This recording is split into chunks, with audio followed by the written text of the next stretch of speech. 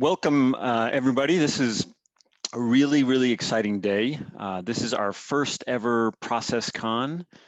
This is a day that really I've been thinking about since I started the company about 20 years ago. So anybody who's kind of in the software world knows what it means to arrive at your first user conference. It's really an exciting moment. We have some incredible content for you today. I'm so excited to be able to kind of kick this off along with Matt, our head of marketing, who's hosting this event.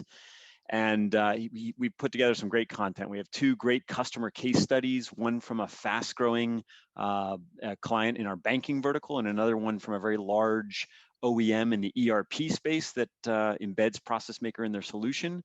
We've also got an incredible panel with people that I really admire, companies I really admire, UiPath from the RPA space, SnapLogic, a leader in integration platform as a service, and Open Rules, somebody who is really a founder of the whole rules space will be with us today. So it's gonna be a lot of fun. Everything is being streamed on YouTube. We have several hundred people on already watching, about 1,000 people registered. So we hope you stick around, ask questions. If you're not in the Slack channel, there are multiple ways to ask questions. And really, there's going to be a big Q&A at the end at 1:30. So as the questions start filtering in, that's when we'll kind of try and pick everything up. So for now, I know that we want to kind of stick to our agenda, and I am really excited to introduce a colleague and a good friend, Sandy Kemsley, someone I've known and admired for about a decade now, and I'm not, neither giving away my age nor Sandy's, but we've known each other for a while. And Sandy is a really special person. She is an industry analyst and a technical strategy consultant. She is specialized in BPM and workflow and digital process automation for quite a while. She's been hands-on on systems implementation. She does implement, so that's what's kind of really special to talk to about with Sandy.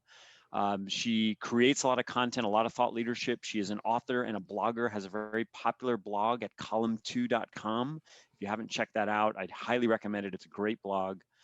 She is a featured speaker and conference panelist in the industry.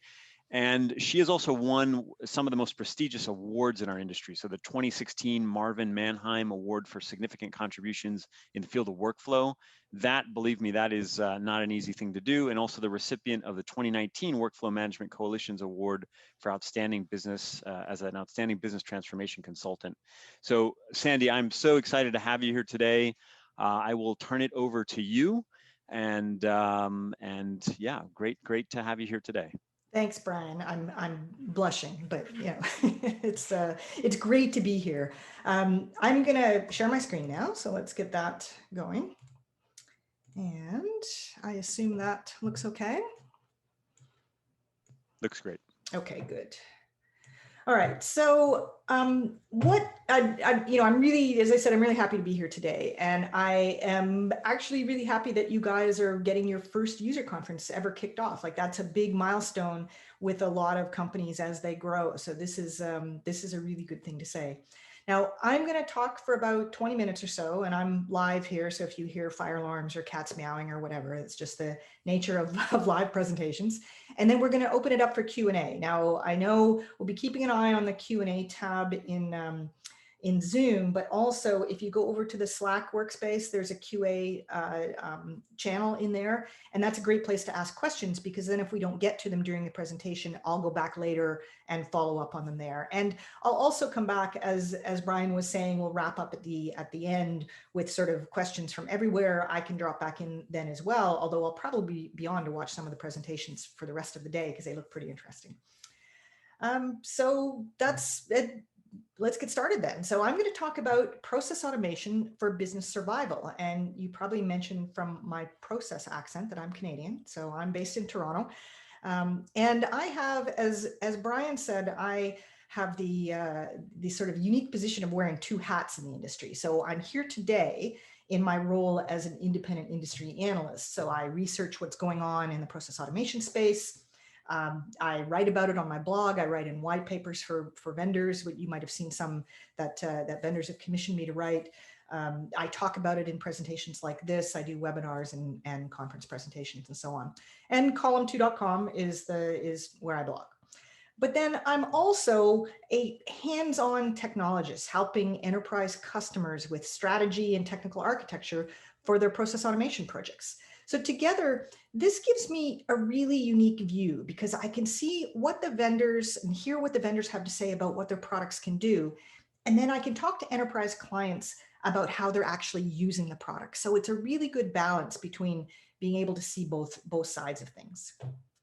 Now, the title of my talk, Process Automation for Business Survival, it might sound a little drastic, but I think there's no denying that most of your existing processes have been disrupted in this past year as we've been dealing with the pandemic. And it's such a shift that you might be able to know that you're in trouble, but you could be kind of focusing on the wrong things and not know how to get past that and into sort of smoother waters beyond. So I'm going to talk about some of the techniques for managing businesses during disruption. And some of that is about technology, but a lot of it is about adoption of technology, which is, of course, a completely different thing. Now, part of this disruption has been fluctuating demand. So a little over a year ago, who could have predicted that toilet paper and bread makers were going to be the hot commodities of early 2020? Or that the bottom would drop out of the airline and hotel bookings. Personally, I haven't been in an airport for over a year, and I imagine the same is true for many of you. So a lot of industries were just not ready for that big increase or decrease in business, and they kind of faltered along the way. Now, in conjunction with that, a lot of supply chains have proved to be really fragile. So if there was a certain product that was in high demand, back to the toilet paper question there was no guarantee that it could be manufactured in the same location that it had been, or that the manufacturing could be scaled up to meet the demands. And since your distribution networks were disrupted as well, it might not be able to get the product to the place it was being ordered. And then you have to have local delivery services that could be, instead of doing business-based deliveries, now have to be set up to handle home-based deliveries, which have a whole new suite of safety protocols and other things that you don't have when you have business deliveries. So a lot of things changed in there, and this fluctuating demand and these very fragile supply chains are a big part of that.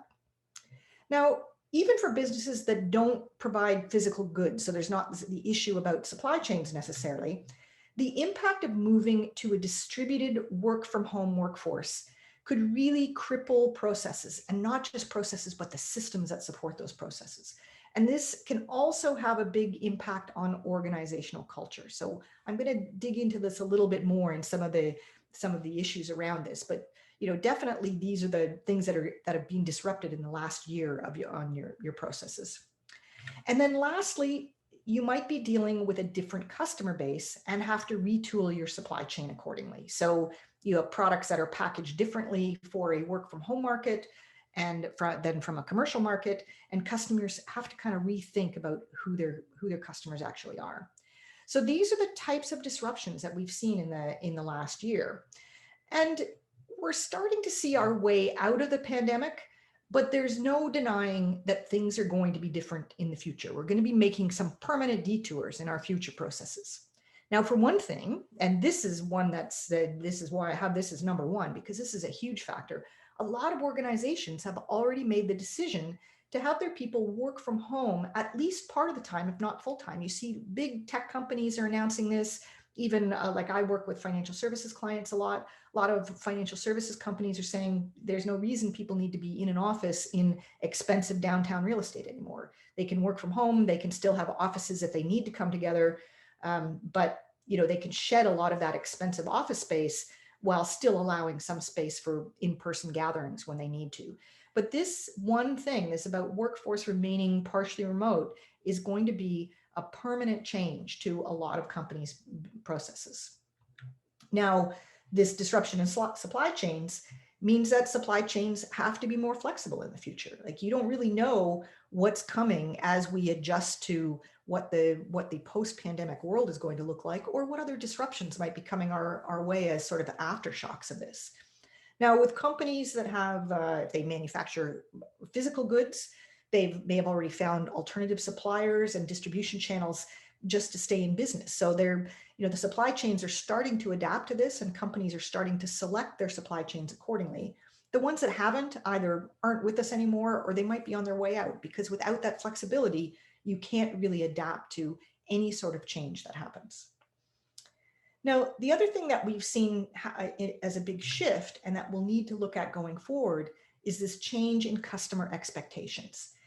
Everybody expects to be able to do everything online. It doesn't mean you want to be forced to do everything online, but if your retail store didn't have online ordering before the pandemic, it probably does now. It doesn't mean that everybody has to use it, but it's going to be there. The same with services, everything from banking to government to lawyers, whatever. They're all doing digital commerce with their customers or digital interaction with their customers. And there's a reason that Amazon stock has gone up by more than 60% since the beginning of 2020. They know how to do online commerce and delivery logistics. So think about your organization. Can you provide that Amazon experience for your customers? And if not, they might be looking elsewhere, someplace that makes it easier for them to do their ordering and easier to get their orders fulfilled. Now, because of this move to the work from home, there's going to be more and more of this overlap between commercial and consumer needs, especially now. That the first point on this slide about the workforce is going to remain at least partially remote. The fact that companies have made that decision now means that people are rethinking what their home office scenario looks like. So after a year of having neck pains because they've been using their laptop at their kitchen table, they're now starting to buy these higher end ergonomic office chairs that you usually only see in corporate offices, and proper desk arrangements and so on. And working from home and being home more also means other services happening at home more, like cooking from home. And so we're seeing, for example, restaurant suppliers that are shipping grocery orders directly to consumers as well as restaurants in order to provide a way for them to stay in business and expand their market.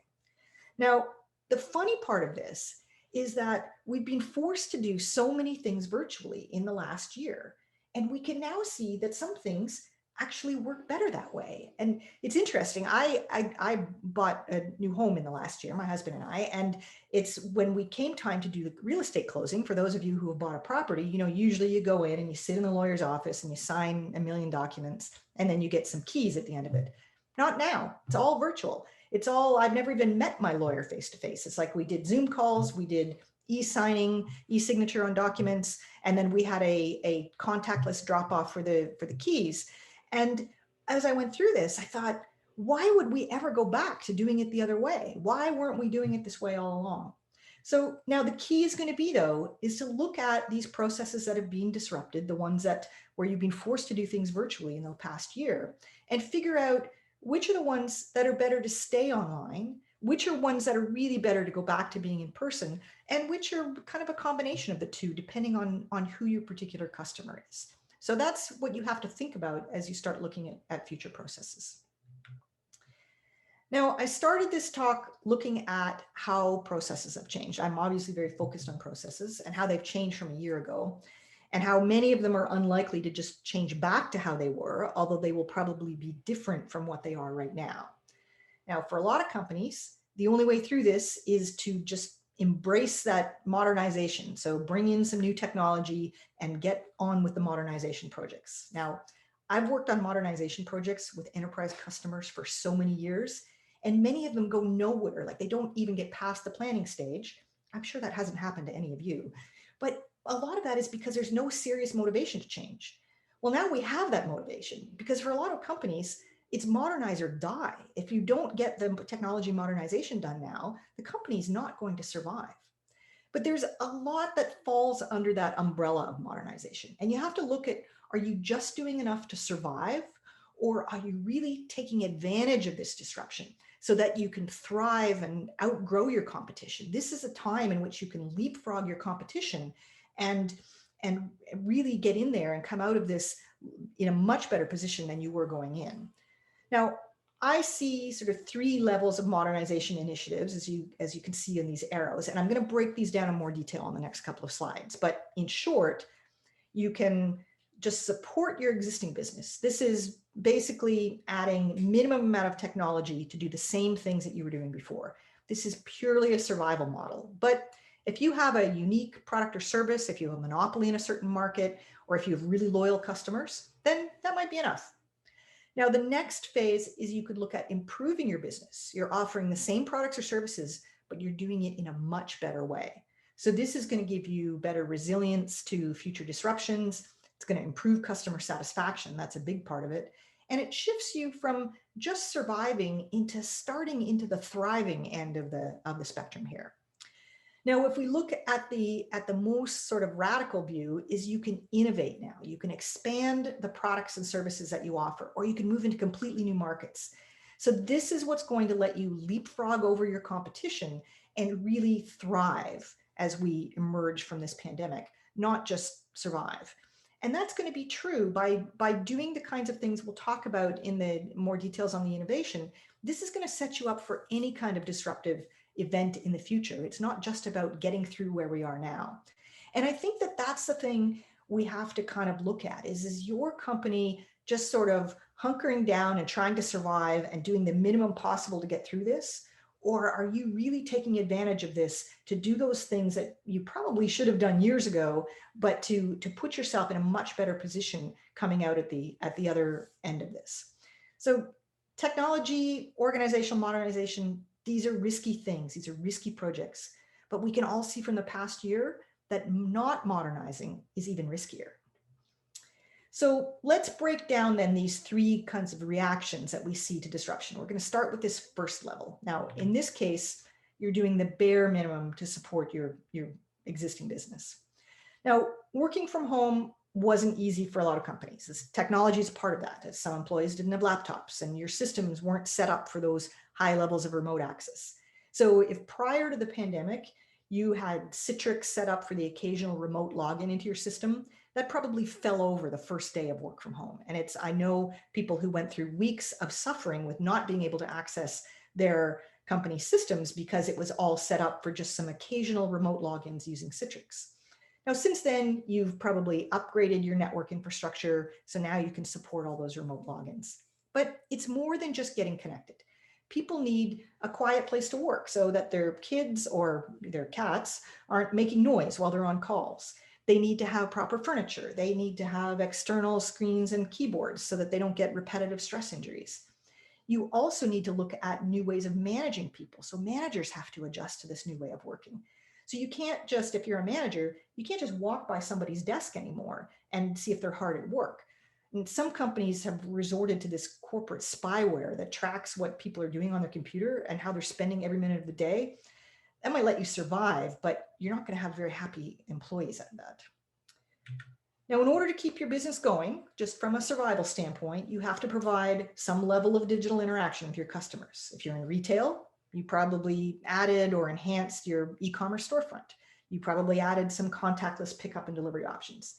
If you offer services like the law office I was talking about, this would have meant a move from in-person meetings over to video calls and electronically signed documents. So there's just, kind of doing the same things, but finding some electronic helpers for doing those differently. Now, I started out talking about how processes have changed, and flexible processes are really the key to surviving disruption of any kind. So work from home, it's a change in process. Customer e-commerce is going to be a change in how your process works. If you have supply chains of physical goods or in-person services or customer e-commerce, it doesn't matter what it is, computer-based knowledge work, people at home, you have to be able to change your processes quite flexibly in case a certain location or a certain individual become unavailable. Now, obviously, I'm a big proponent of process automation technology, and that's a great way to ensure that you have flexible processes. But there's also a mindset around the change management, around what you have to change in your organization to be able to change processes. In most of these failed process automation projects, it's not the technology that fails, it's the change management. So you need both for flexible processes. And the three things I've listed here, these are all good modernization initiatives or good focus for your modernization. If I mentioned previously, if you have a unique product or service, if you have really loyal customers, this might be enough.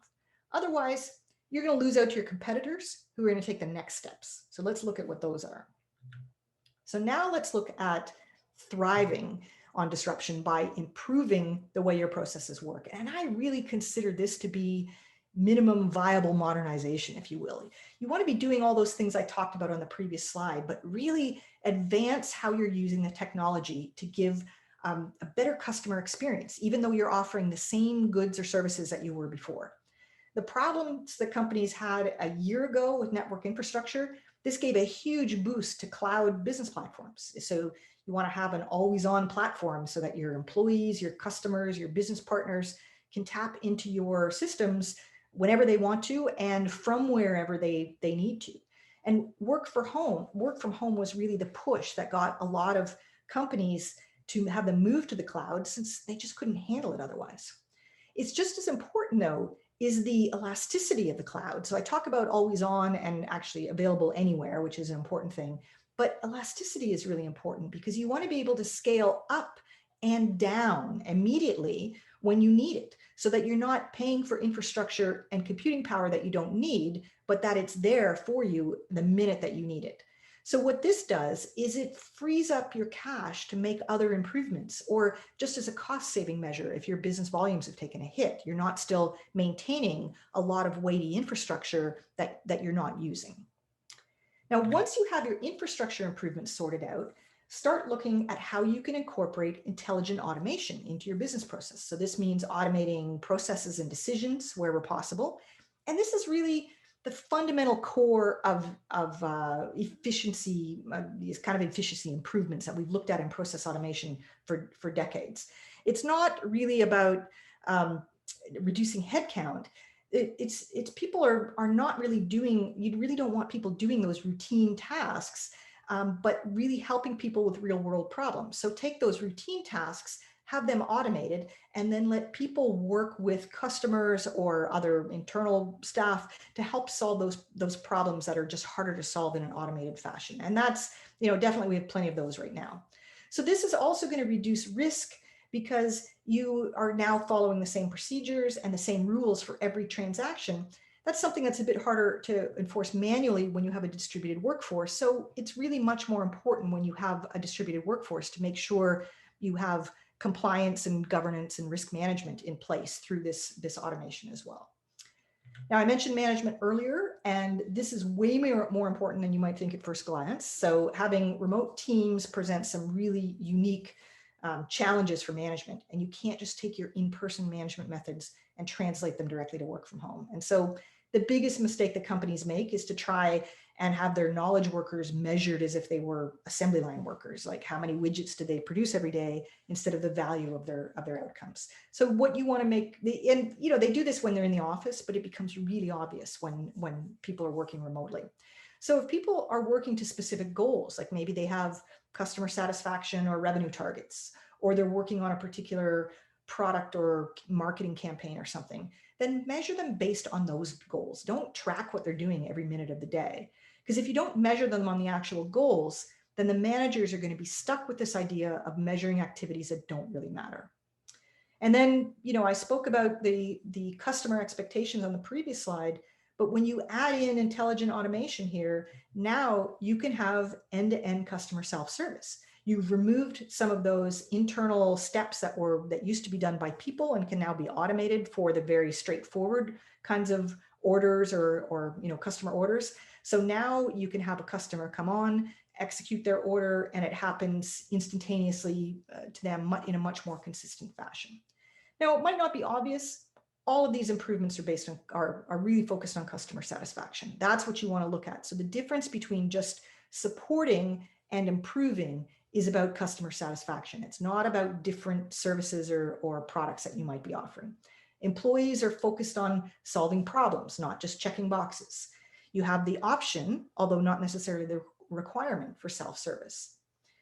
Now, what if you do want to look at changing the business model though? So this is taking what you have and really making it run in the best way possible. And like I said, this is minimum viable modernization. This is what you should have been doing all along. And now we get to this third stage about thriving. So how do we now thrive through innovation? We can first of all look at operational improvements you can make on all that intelligent automation I talked about. There's all kinds of performance monitoring we can do, data-driven analysis like process mining and task mining, machine learning to help fine-tune your decision algorithms and so on. There's a ton of stuff that's in here, and you can certainly find many things that sort of fit into this category of continuous improvement. But let's really step aside from the direct focus on technology and look at what the technology enables. And that's where we get to the new business models. I've seen so many great examples of this in the past year. Companies that have pivoted and added in new business models. They've repackaged their products. They've looked at different markets between commercial and consumer markets. They've looked at really applying the new technology to be able to do that. And I mentioned earlier about restaurant suppliers. So I'm now getting grocery deliveries directly from restaurant suppliers and butchers that never offered home delivery before because it just wasn't their market. But now it is their market. And this lets them move from a small number of very manual commercial orders that they used to have to a very large number of consumer self-service orders without having to increase a lot of the staff in their order to cash process. Now, without automation and flexible processes, you just couldn't do that. Without the technology, you couldn't do that. But you also need to have some understanding of the impact that this change is going to have on your business and whether you should even try it or not. Now, in addition to these new capabilities, you also want to think about the unused resources that you have. And I realize I'm actually running a little bit late, as always, but I wanted to go back to what Brian was talking about in the keynote. And one of the things that I see is that we have these low-code application development environments, and we have people are one of the main unused resources right now. If you look in a lot of knowledge work, you see companies laying people off, and when they lay people off, that's knowledge about the business walking out the door with these employees. What if you were to take these underemployed people, keep them as part of your team, and use them to fuel innovation?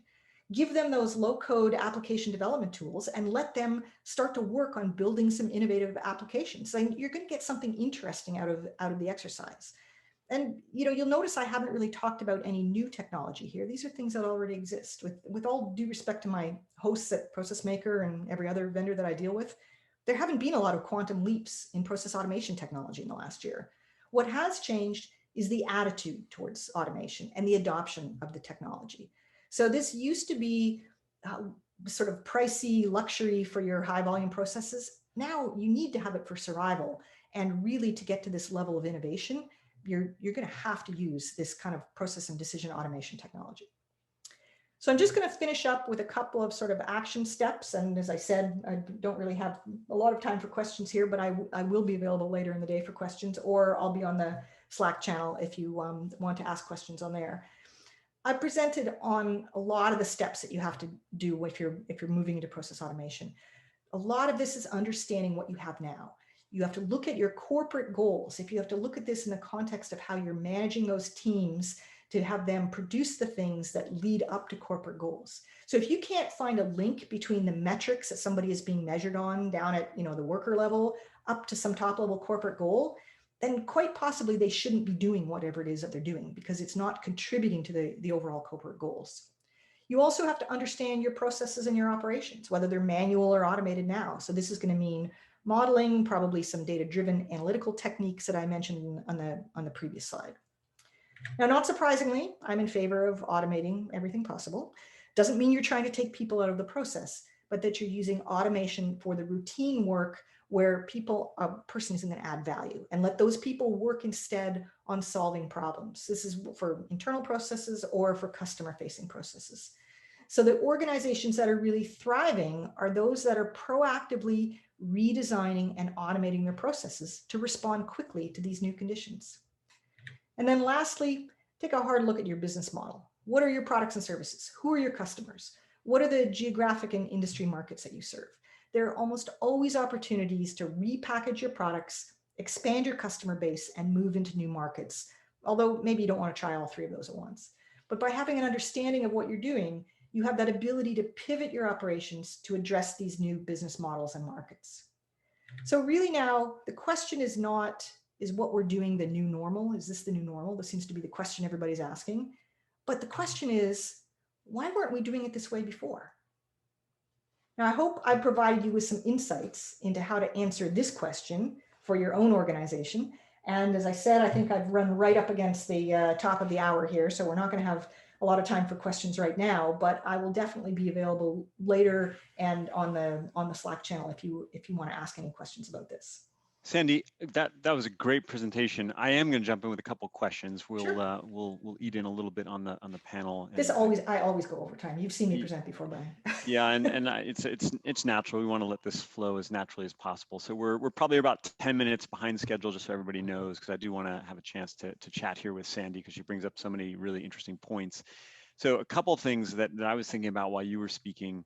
One, you did mention a couple times that you're in favor of automating everything that you can automate, and it's not about that this is not going to eliminate jobs, because there are still other ways to do things. So there was a really interesting article in the Times. I'm going to ask this to the panel later as well, that kind of Kevin Rose sort of talks about this past Sunday about what that means for jobs, and some of the negative side, or some of the negative connotations that's receiving in terms of potentially jobs being eliminated.